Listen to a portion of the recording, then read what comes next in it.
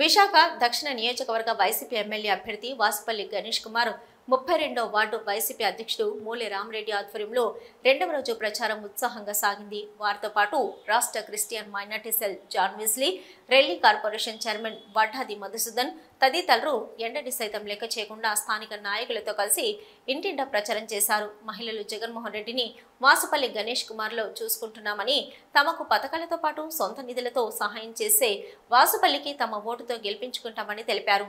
వాసుపల్లి గణేష్ కుమార్ మాట్లాడుతూ చంద్రబాబుతో పాటు ఓటమి ముందే ఒప్పుకొని 21 సీట్లకు పరిమితమయ్యే జనసేన హామీలు తుంగలు తొక్కిన బీజేపీతో జతకట్టిన కూటమికి ఓటమి తప్పదన్నారు. ప్రజల గుణపాఠం చెప్పడానికి సిద్ధంగా ఉన్నారన్నారు.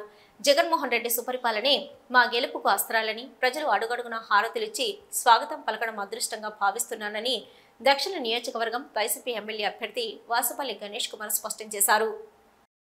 పోటీ చేసి ఒక సీటు కూడా గెలవలేని పరిస్థితి.